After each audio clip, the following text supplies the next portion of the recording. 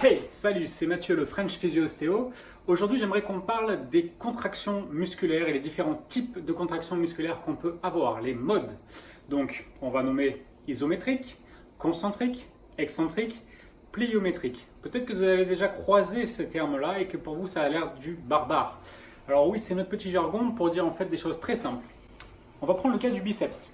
Si je fais une contraction isométrique, typiquement, j'ai un poids dans la main ici, que je tiens, et je lutte contre cette résistance, mon muscle ne varie pas en longueur.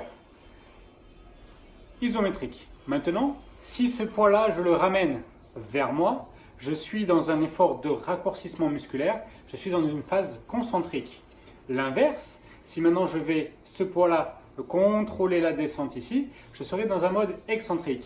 J'ai un muscle qui va dans le sens de l'allongement. J'ai toujours le même tonus, mais je l'allonge. La différence entre ces différents muscles, ça va être la force développée. Il est évident qu'ici, le bras de levier est maximal. Donc, c'est souvent là que j'aurai un pic de force. Quand je suis ici, je vais avoir le poids le plus proche de moi, donc je n'ai pas besoin d'énormément de développer de force. C'est d'ailleurs pour ça que quand vous allez faire votre action, vous serez plus à l'aise de démarrer fermé que de démarrer à 90 degrés et encore plus suspendu. Si maintenant je suis en bas, je vais pouvoir encaisser un grand nombre de forces. C'est d'ailleurs pour ça qu'on voit qu'on est capable de soulever lourd et de tenir lourd pendant un petit moment. Mais le problème, c'est que le bras de levier a tendance à être grand par rapport à la longueur du muscle. Et donc, qu'est-ce qui se passe? Il faut développer beaucoup plus de force pour arriver à tenir ce poids-là. Donc, je résume. Isométrique, on est là. Le poids est ici. Mon corps, en fait, finalement, ne bouge pas. Le muscle, lui, se contracte et lutte contre ce poids. Maintenant, si je raccourcis mon muscle, je suis dans un mode concentrique. Si je suis dans un mode excentrique, j'allonge mon muscle et je résiste. En fait, finalement, je freine le mouvement. Maintenant, la combinaison des deux, c'est-à-dire si je vais vers une phase excentrique suivie d'un travail concentrique rapide, qu'est-ce que c'est? Le pliométrique. Oui, pliométrique, donc qui va surtout être intéressant pour les gens qui vont être en recherche de puissance rapide. Je vais penser par exemple, l'exemple le plus concret, c'est pour tout ce qui va être basketteur, volleyeur, et en fait toutes les activités où il va y avoir de la détente. Ces gens-là vont avoir besoin d'énormément de puissance pliométrique du bas du corps pour aller chercher des performances incroyables.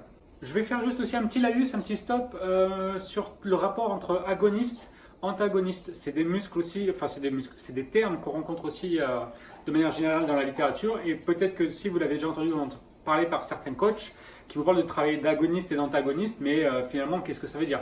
En fait c'est très simple, on prend n'importe quelle partie du corps, il va y avoir un devant, un derrière, un droite, un gauche, peu importe. Je reprends mon cas du biceps, mon biceps ici sera donc le muscle agoniste. Quel est le muscle antagoniste du biceps? Celui qui est juste derrière. Donc biceps, triceps sont agonistes, antagonistes dans le mouvement de flexion. Maintenant, si je parlais plutôt du mouvement d'extension, cette fois-ci, vu que le muscle qui va être extenseur, c'est le triceps, qu'est-ce qui va se passer? Ici, je serai agoniste, ici, je serai antagoniste. Dans la réalité, tous ces différents modes de contraction et cette définition d'agoniste-antagoniste intervient tout le temps. C'est-à-dire qu'au quotidien, c'est-à-dire que finalement, quand là, je suis en train de lever le bras, je suis concentrique de mon biceps, mais quand je suis en train de descendre, qu'est-ce qui se passe? Finalement, là, j'ai la gravité qui m'aide à descendre. Donc, je vais être dans un excentrique du biceps, je ne suis pas dans un concentrique du triceps. Donc, vous voyez, ça va être un petit peu tricky, parce que pourtant, je fais de l'extension. Je fais de l'extension avec mon coude, donc le triceps est normalement sollicité, mais en réalité, non, il va être freiné par le travail du biceps. C'est là ça que c'est intéressant notre travail, parce que finalement, on s'amuse beaucoup avec tous les muscles du corps. J'espère que ça vous a plu. Si ça vous a plu, n'hésitez pas à mettre des likes et à faire suivre à vos amis qui pourraient en avoir besoin. À bientôt. J'ai oublié de vous dire un truc hyper important, ça va pas vous plaire pour tous ceux qui pensent travailler en allongement du muscle. Vous avez probablement déjà entendu ça. Moi je travaille plutôt des poids légers et en amplitude complète, ou en tout cas sur de grands nombres de répétitions, parce que je veux affiner mes muscles, je veux les allonger. Il y a juste un seul problème avec ça, c'est qu'il y a une vérité anatomique, c'est qu'un muscle, je reprends l'exemple du biceps, c'est un point d'insertion d'un côté, un point d'insertion de l'autre côté, et entre les deux, vu que ça s'attache à un os qui a priori a la même longueur, Ce qui va se passer, c'est que vous n'allez pas allonger grand chose quand vous allez bouger ça. Enfin, vous allez bouger certes, vous allez mettre en tension des structures, ça c'est certain.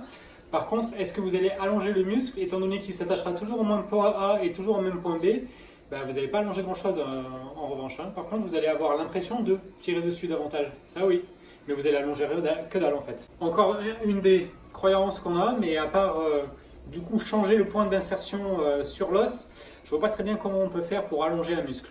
Par contre, effectivement, je suis d'accord, oui, on peut avoir un ressenti de tension dedans, ça c'est certain. Mais de base, le muscle il a sa distance, il a sa longueur, et vous avez beau monter et descendre, ça ne changera pas. Hey, salut, c'est Mathieu, le French Physio Ostéo. Aujourd'hui, j'aimerais vous parler en fait des différents types de contractions musculaires, parce que c'est vrai que ça peut être un peu confusing pour certaines personnes. Ok, donc on va faire simple. On va parler de la différence de contraction qu'il y a